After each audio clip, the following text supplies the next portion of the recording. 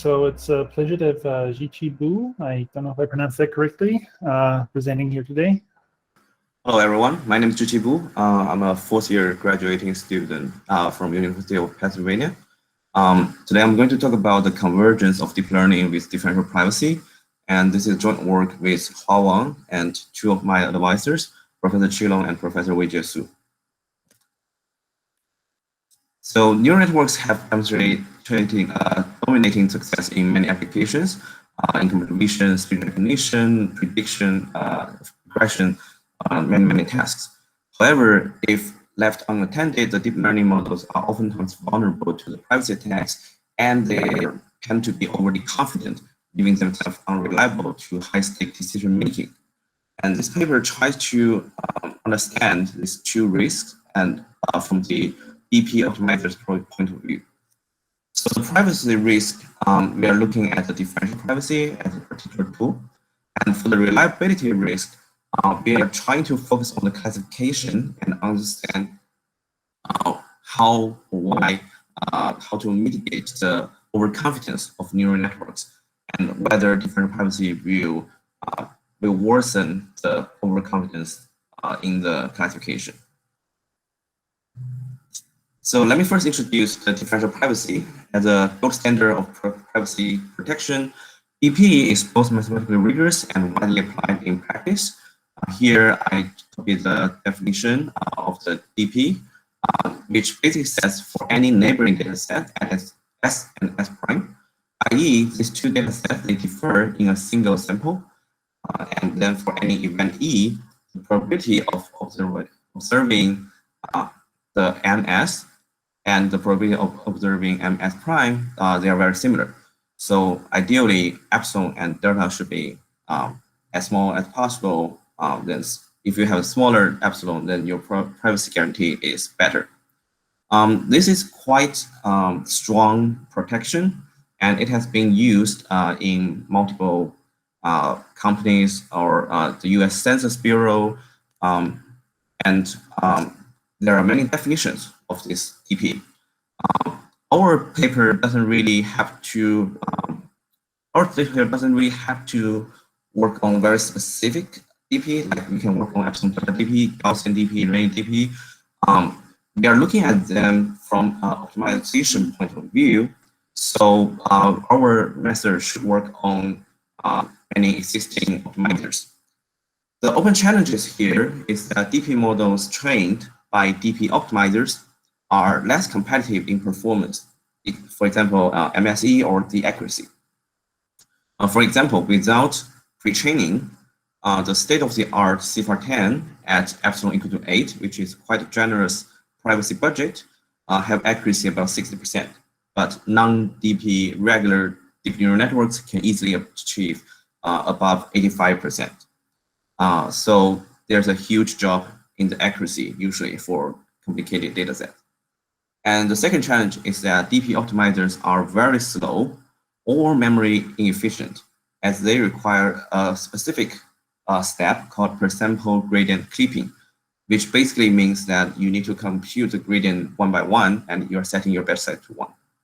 Although there are some methods, for example, the outer product method that is included in the PyTorch DP library called Octopus. This method can be as fast as a non-DP optimizer, but it costs 10 to 1,000 times memory for a moderately large data set, and it has generalizability issues. For example, currently, the Octopus cannot work on a 2-layer STM. This is given in their official website. And the third challenge is the theoretical understanding of the DP optimizers. For example, the convergence and reliability is missing. And people are trying to tune hyperparameters like the per sample gradient clipping norm and the noise level in order to guarantee DP. So these are the challenges we have. The question we try to answer today is, why do DP optimizers converge much slower and result in much lower performance? And can we improve on the current DP optimizers? In this work, we give the first general convergence analysis of DP deep learning for any neural network, any loss function, and any optimizer. Our analysis successfully separates the effects of per sample clipping and noise addition in the DP optimizers. On top of the convergence theory, we propose a new per sample clipping, the global clipping, that significantly improves the convergence and has the same privacy guarantee and computational cost for full batch gradient method. For example, full batch adder. The DP optimizers with global clipping is surprisingly effective at calibration, producing highly reliable classifiers. So implementation-wise, we only need to add one line of code into the PyTorch objects library, and this is included in my GitHub. So to warm up, let's first consider the general training dynamics of a non-DP gradient descent. We consider any arbitrary neural network F and an arbitrary loss big L, which is the sum of per sample loss. Then the gradient descent follows this form where eta is the learning rate. The gradient flow, when you take the learning rate to go to 0, the gradient flow is an ODE that takes this form, and a very easy expansion gives you that it takes the negative of the sum of per sample gradient. Then, using a simple chain rule, the loss dynamics, meaning the L derivative with respect to time, can be expanded into this inner product of derivative of L with respect to weight, and further expansion gives us this quadratic form. Here, the inner product has a name that's called the neural tangent kernel matrix, big H, which is an n times n matrix, which is symmetric and positive semi-definite by its definition. And then using this notation, we can write the loss dynamics in a very simple form that holds for any loss and any neural network, which is like this. Notice that this is a quadratic form, and by definition, the right-hand side must be smaller than or equal to 0. Therefore, your loss will decrease, maybe not strictly, but it will decrease monotonically. By definition, the neural tangent kernel matrix is symmetric and positive definite across all the time. In much work, neural tangent kernel matrix is shown to be positive definite. And one sufficient but not necessary regime is to guarantee the lazy training, meaning that your weight is always very close to your initialization, and so is your NTK matrix, which is further guaranteed by overparameterization. And this means that although your weight and your NTK matrix is time dependent, they act as if they are almost time independent. In our analysis of the DP deep learning, neither lazy training nor overparameterization is necessary. And here I put some papers and workshops that have been extensively discussed the overparameterization and the neural tangent kernel, which is quite different from our analysis. So the key idea in training a DP model is to using a DP optimizer. Here I gave two examples. One is the DP-SGD and the other one is a non-DP-SGD. The DP-SGD differs from the non-DP one by 2 steps. The first one is a per sample clipping, and the second one is noise addition. In the traditional DP-SGD, the algorithm runs with option 1. Then for each of the sample in the batch, VI, you compare that with a predefined scalar, big R, that is a gradient norm bound. If your ith sample gradient have a norm that is larger than R, you project it, shrink it, such that the length is R. If it's already smaller than R, then nothing happens. No clipping happens on this particular sample. And after you do that, for example, if you have a batch size 64, you do 64 per sample clippings. After that, you sum your clipped gradients, and then you add a noise. The noise level is sigma times R, such that R will be your gradient norm bound, which is also the sensitivity to be defined very shortly. As a result, the ratio of the noise and the gradient sensitivity will be sigma. That means the only thing that affects the privacy will be sigma, but not R. here is another comparison. You can see SGD first do subsampling, then do averaging the gradient in the batch, and then do the descent. DP-SGD have 2 additional steps. And we are going to analyze how these 2 steps affect the convergence. In words, the clipping bounds the sensitivity of the gradient, and the noise guarantees the DP via the Gaussian mechanism. We show that in the gradient flow, the noise only affects the privacy guarantee, meaning the sigma only affects the privacy guarantee, but not the convergence. And the clipping only affects the convergence, but not the privacy guarantee. To see this, we consider the DP-GD and we write the discrete algorithm as this. As eta goes to 0, as the learning rate vanishes, the gradient flow takes a deterministic ODE. So although the discrete algorithm have some randomness, the randomness vanishes in the gradient flow.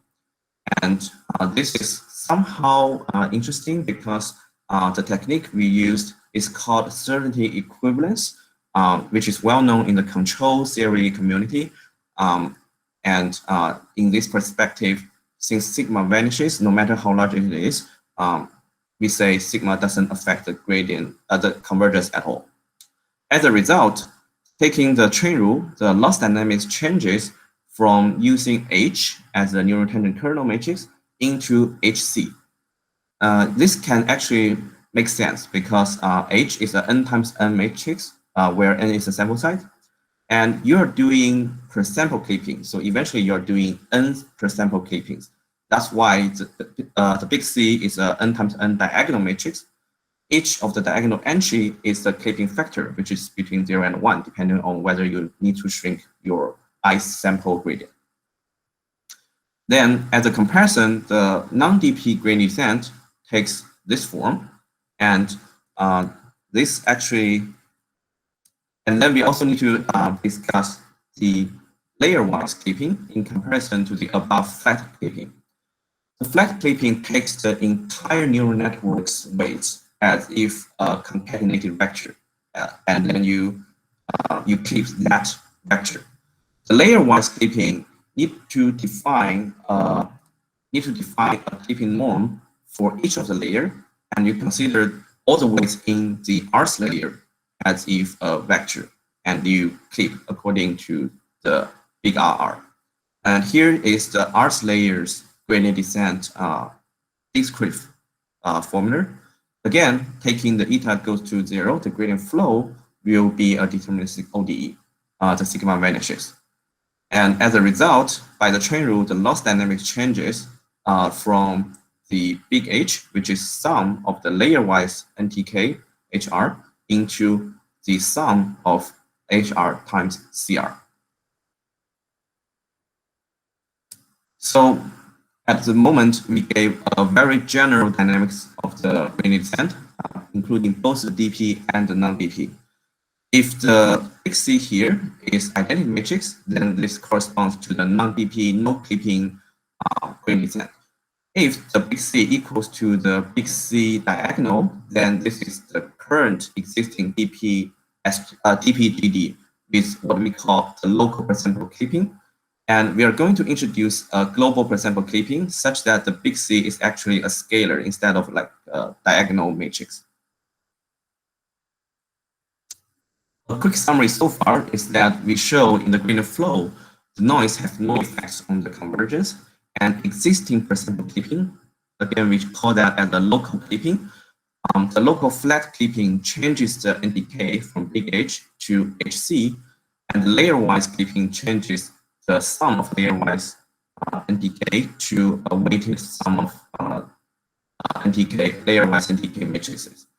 And what are the consequences here? The consequence is that the NTK matrix can be no longer positive semi-definite or symmetric, because even though H is symmetric and positive definite, C is positive definite and diagonal, HC may not be symmetric. Therefore, we have to redefine positive semi-definiteness for unsymmetric matrix. And we gave 2 definitions. The first one is positive in quadratic form, meaning that the quadratic form xax is larger than 0 for every non-zero x. The second one is positive in eigenvalues, meaning that all the eigenvalues of the matrix are positive. These two definitions are equivalent for symmetric matrix, but they are different for unsymmetric matrix. So we gave a summary here that the non-clipping NTK is big H, which is symmetric and positive in both sense. The local and flat, for example, clipping changes H to HC, and it breaks the symmetry, and it also breaks the positive definiteness in the quadratic form, but it still preserves the positive definiteness in the eigenvalues. However, the layerwise also breaks the positive in eigenvalues. As a result, looking at this column about the positive in quadratic form, we see that the non-DP-GD is decreasing. Maybe not strictly, but it's always decreasing. And for the local clipping in both cases, because the quadratic form can be negative, the negative of the quadratic form can be positive. Therefore, the loss can increase for certain time t. Therefore, the convergence is not monotone.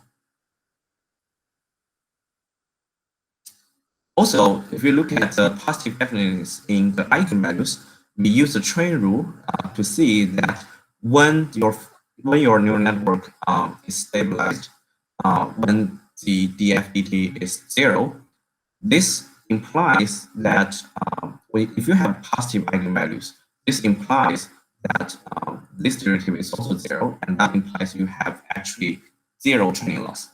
However, because the local layerwise, for example, clipping doesn't guarantee positive eigenvalues, this may not happen for the local layerwise clipping. So even if it converges, it may not converge to 0 training loss. And here's a summary of what I just said.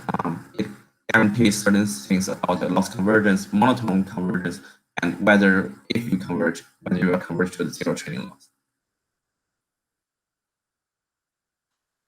Okay, now let's take a closer look at a very simple example. We have two samples, x1 and x2. x1 is 2 and x2 is minus 2. This is a loss that we want to optimize over theta. Sorry, the x label is wrong. It should be theta here. The non-DP can find the minimum of theta because this is actually a convex problem, which is represented by black lines. But the local clipping cannot. For example, if you have a really small gradient clipping norm, basically every gradient will be clipped to have this length. Then almost every theta between -2 and 2 is stationary under local clipping. And for example, if we consider x equal to -2 here, in non-DP, this red line is the first sample, and this red line is the second sample. The first sample will drive the theta. Sorry, it should be theta here. Drive the theta to the right-hand side because this is decreasing in this way, and the gradient is larger because the slope is larger. The second sample will drive the x to the left because this have a direction to the left, but the slope is shallower, so the gradient is actually smaller. As an overall result, the theta will be moved to the right, closer to the minimizer. For the local DP, the first sample still drives the theta to the right, and the second sample drives theta to the left. But they have the same strength because of the clipping, which restricts the gradient magnitude. And as a result, they cancel each other out, and the theta won't change. They actually stay stationary. And as a result, since theta is stationary between -2 and 2, at any point they won't change anymore, and they can have a significantly higher loss than the non-DP convergence minimizer. Yeah, as you can see from the plot here. So the key observation in one sentence is that per-sample clipping gives each sample equally large gradient in terms of the gradient norm, and only direction matters in the existing per-sample clipping. In order to improve on this, we want to include the magnitude information of the gradient. For example, if the first sample have a larger gradient norm, we should move more in the direction of the first sample's gradient. And the way we achieve that is by considering the global clipping. Here, the plot gives you both global clipping on the upper panel and the local clipping on the lower panel. The red circle here have a radius r, which is the clipping norm, and both of the black lines with the arrow, they represent two per-sample gradient vectors. The horizontal one is already within the clipping norm, so it's not clipped in the local clipping. However, the vertical one is beyond the clipping norm, and it is clipped to be within the norm.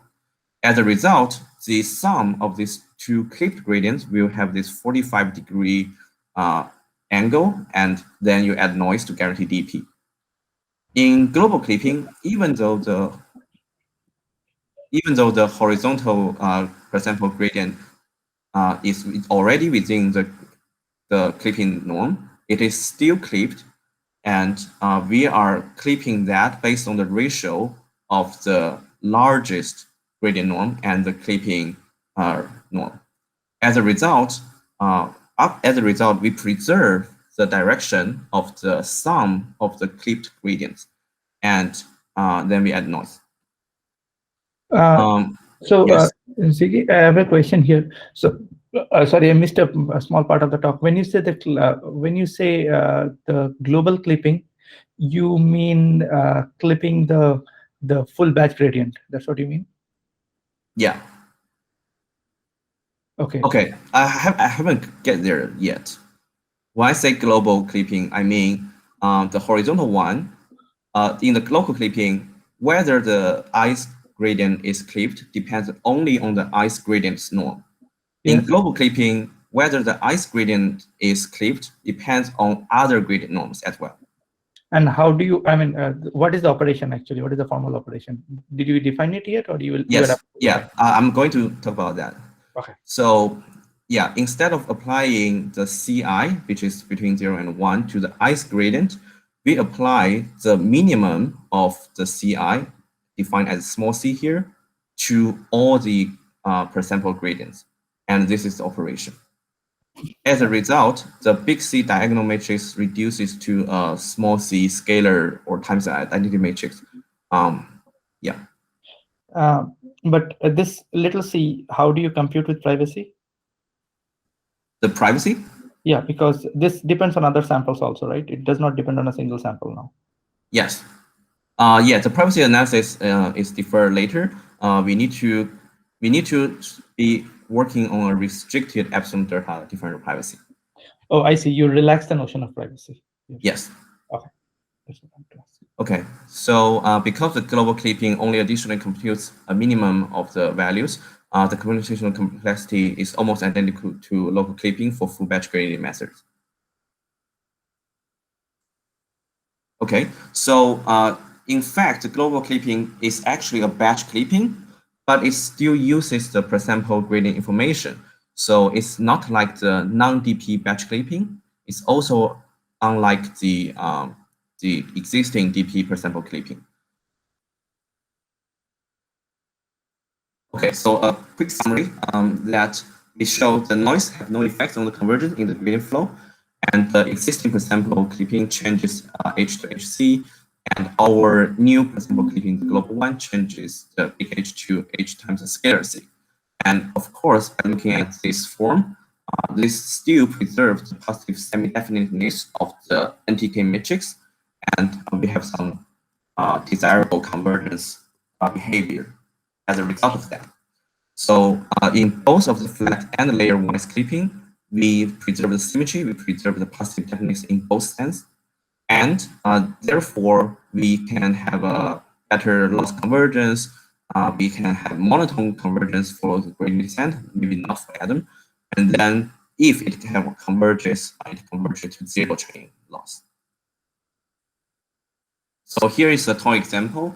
That's on the UCI one quality dataset. This is a very small dataset with 1,600 samples and 11 features. You can see that the non-DP gradient descent converge almost monotonically. There's some noise, there's some vibration there. But the DP gradient descent with the existing clipping, the local clipping, the convergence may not be monotone, but our global clipping guarantees that it's monotone. And yeah, and although the final loss is comparable or even worse, this toy example only want to demonstrate the convergence behavior of the monotone or yeah. So now we came to the privacy analysis that the audience just asked. Our global clipping guarantees DP in a slightly different manner than the traditional DP. It first states the traditional DP, which says this. We have already covered that at the beginning. Basically, it says that for any neighboring data set S and F prime that differ in any single sample, the probability of observing them is indistinguishable. The differing sample here can be either a training sample or not. This flexibility allows DP to prevent an attacker to determine whether a training or test sample belongs to the training set. So whether a sample belongs to the training or testing set is known to us, to the model owner, but is not known to the attacker. And the attacker may want to understand whether a sample at hand belongs to the training set. We restrict the neighboring data sets by saying that the neighboring data set is defined to differ in a single training sample. Thus, we only guarantee protection for the training set, although we may also protect some samples out of the training set. So the difference here is only adding this training sample. And because of adding this, we lose the protection guarantee for if an attacker have a testing sample, he or she may be able to tell whether that sample is to tell that that sample is not from the training set. But if he has a training set data, he won't be able to tell whether it's actually belonging to the training set. So is the set of training samples and it's like predefined, like the set of MNIST images? Yes, and in that particular sense, our DP here will actually be data set dependent, unlike the most traditional general DP. Okay, such restriction allows, I actually have a more elaborated discussion about this new DP definition. So let me first carry on. Such restriction allows the global clipping to have the same sensitivity, again, based on the new definition of neighboring. And otherwise, the changing one sample may significantly affect the maximum of the gradient norms. And I think that's the concern of the audience. So here, as I said, our notion of DP is just dataset dependent. It's specifically defined for the training dataset, but it's much more generalized than many existing dataset dependent notions. To see this, we look at the epsilon DP, which can be defined as this. So the probability of observing MZ and MZ prime, the difference, the log difference is taking supremum over all the events theta and over all the neighboring dataset. So big Z and big Z prime are neighboring datasets. They differ by a sample small z here. The first supremum is understood in different ways. This table is partially taken from Yixiang Wang's paper. So here, the most traditional epsilon DP, the supreme is taken over all possible big Z, and the private target is taken over all small z. And it is parameterized by the randomized, it should be M here. It's parameterized by the randomized mechanism M. And many of the differential privacies are defined in this way, like Renyi or the Gaussian differential privacy. There are also the last 4 differential privacy are dataset dependent. For example, the personalized differential privacy. The dataset is defined, there's no restrictions on the dataset, but the private target is taken as a fixed, particular fixed sample. And therefore, it is parameterized by both the randomized algorithm and the small z. There's also individual DP that fix the big Z, but doesn't fix the small z.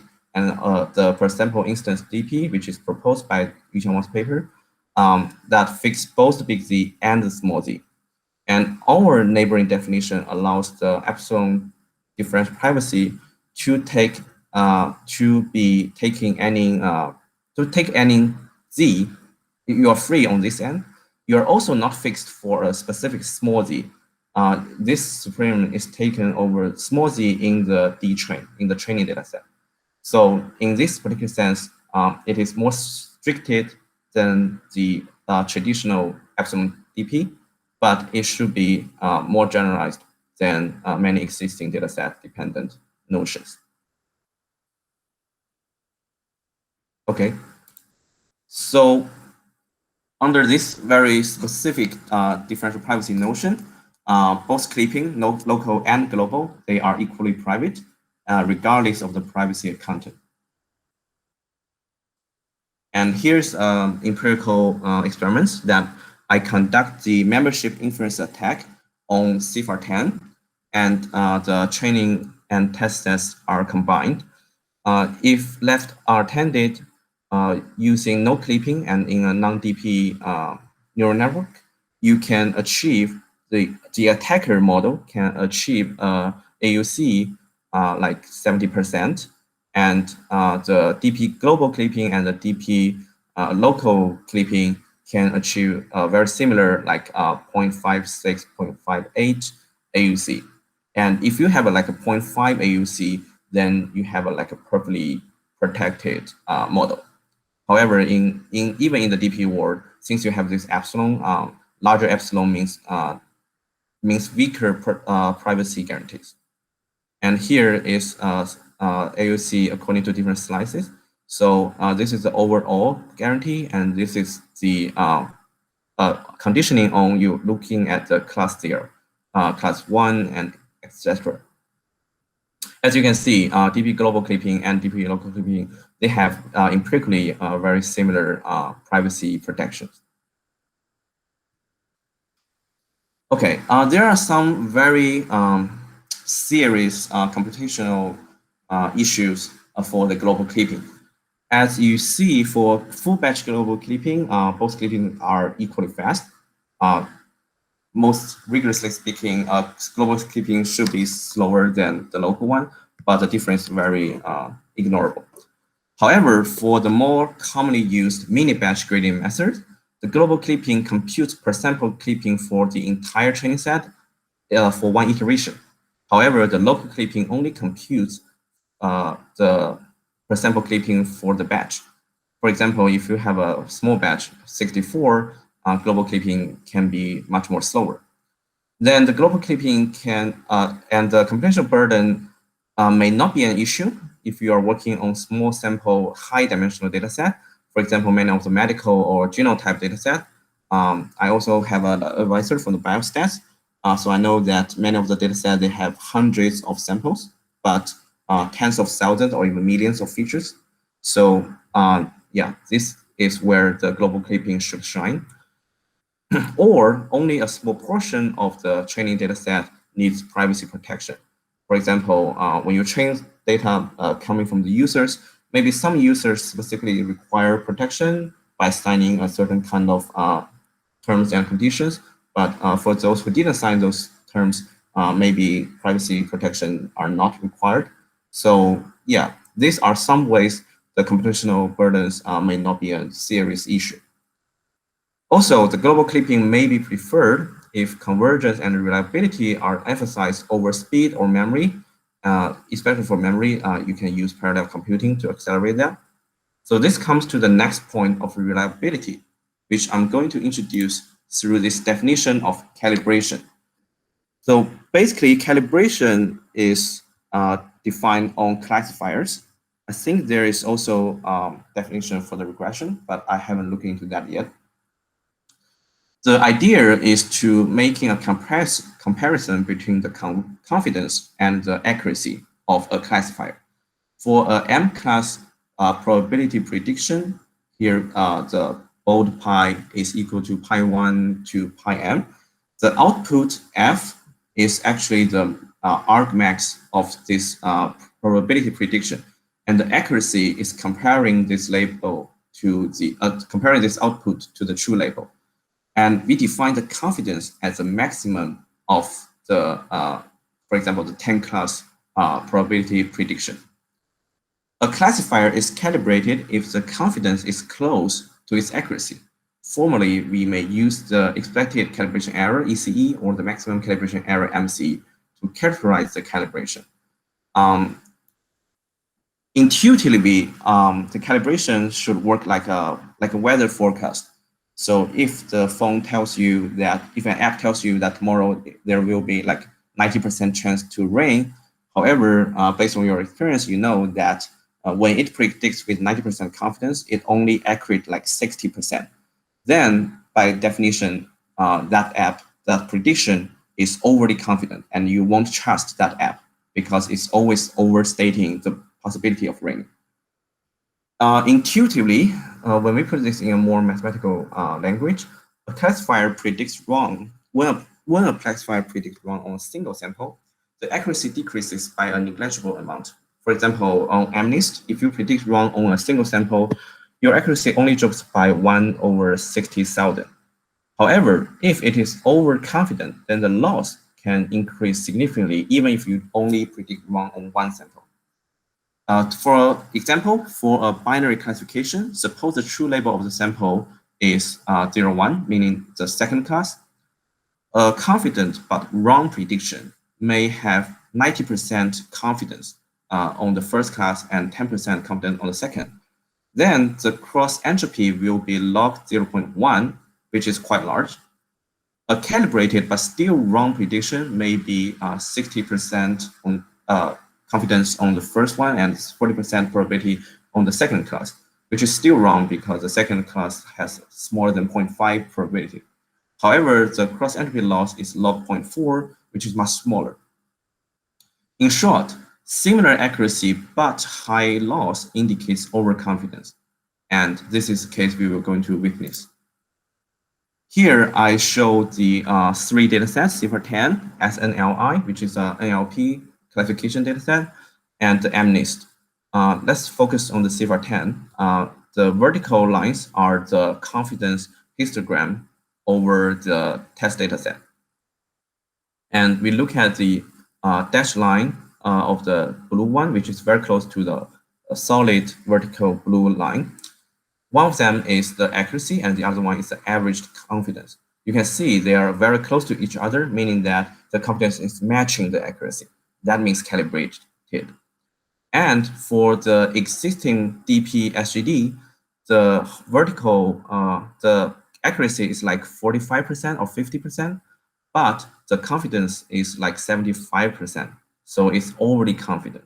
The distance between the dashed line and the solid line of the same color indicates the overconfidence.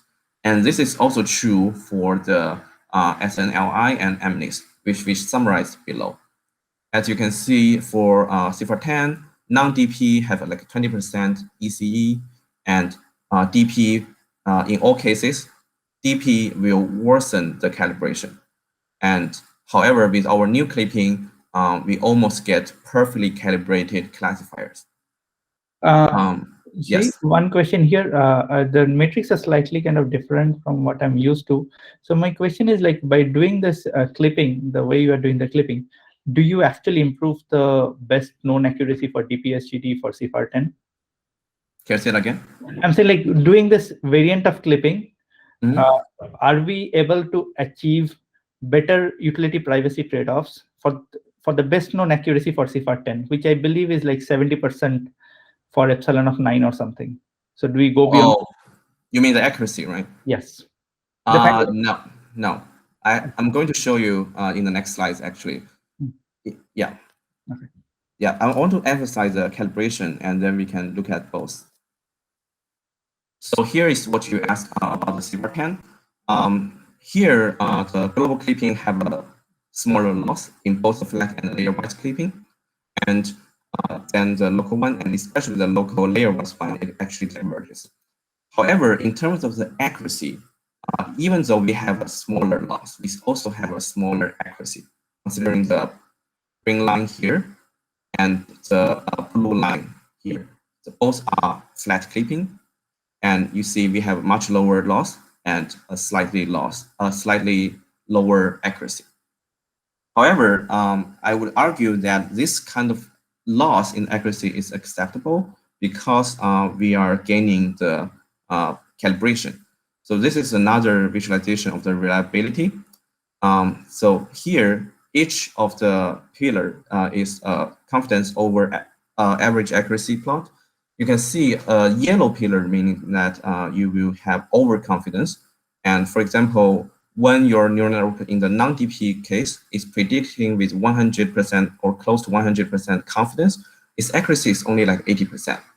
And the same thing also happens for the DP models. And the existing DP models have another very strange phenomenon that when it is very underconfident, the accuracy is quite high. For example, here, when it's predicting with like a 20% accurate confidence, the accuracy is actually like 70%. So, however, our global clipping can give almost perfect calibrated classifiers. But here, yeah. But here, one question is that like it's at like 50% accuracy you are showing, right? But the training curve actually for like DP-SGD, if we go to like epsilon or 10 or something, we are talking at around like 70%. So the best known accuracy is like 20% higher for making these comparisons. No, okay, so I didn't say my privacy budget. I didn't go to epsilon to 9. I would say that's kind of large. Here, I think the epsilon is 2. I see. Yeah, and to actually guarantee that this is actually a valid comparison, the blue line, the DP-SGD with the existing clipping is actually copied from the paper notes paper. I think that's state of the art. That also achieves like 47% accuracy when epsilon is 2. I am aware that when epsilon is like 8, they get like 66% accuracy. Yeah, so it's their setting, but I use a different privacy budget. Okay, so I want to give this right bottom plot a name. I call that bipolar disorder, meaning that this classifier is both overly confident in some cases and also underconfident in some cases. Surprisingly, this phenomenon is also seen in all the other classification experiments. Here, we look at the NLP dataset using the pre-trained BERT. This is taken directly from the PyTorch Opacus library tutorial. I didn't change a single number. In their tutorial, their loss actually increases according to as time passes, but their accuracy also increases. So this is somewhat strange to me because we are trying to solve a minimization problem. However, when using our global clipping, we have a more like decreasing loss, much lower loss. And although we also suffer like a 4% or 5% decrease in the accuracy, again, we have a much better calibration. Here, the existing DP method, when it's predicting like 40% confidence, the accuracy is actually 100%. So again, you have seen this bipolar disorder.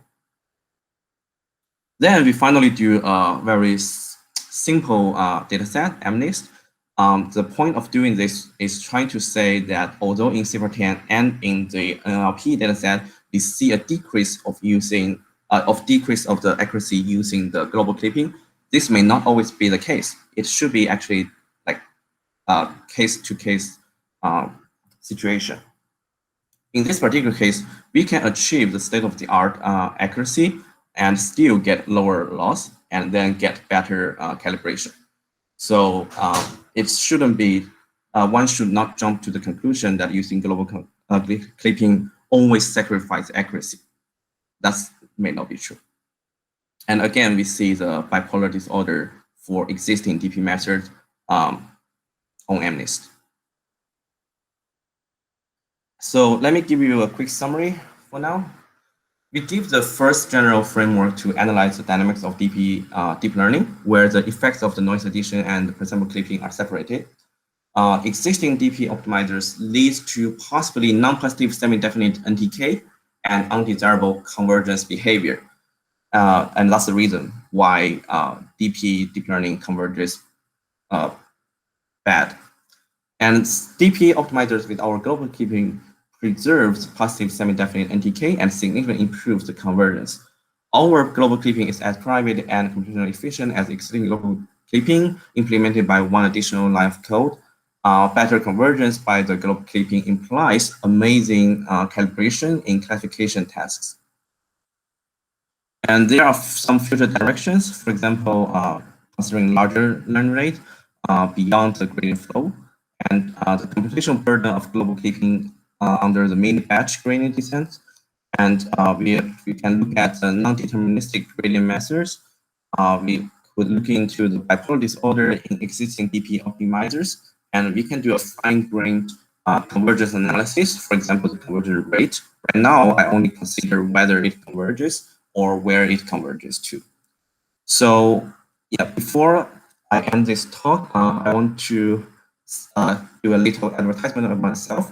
I'm graduating in December and I'm seeking full-time research job. If you're interested, you can contact me through my email and also check my personal website for other works I do on neural network theory or differential statistics.